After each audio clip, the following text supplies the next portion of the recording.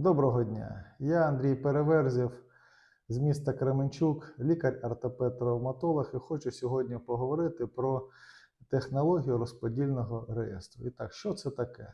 Це передова технологія, закладена в основу набору технічних пристроїв і програмних рішень, що працюють спільно, але децентралізовано та незалежно один від одного з метою реєстрації подій з даними токену розподільного реєстру через транзакції, синхронізовані за допомогою алгоритму консенсусу.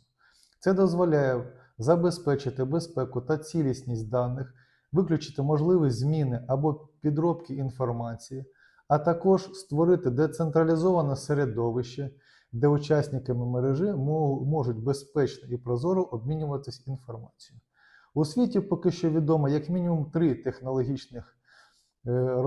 технології розподільного реєстру, і найвідоміша з них – блокчейн.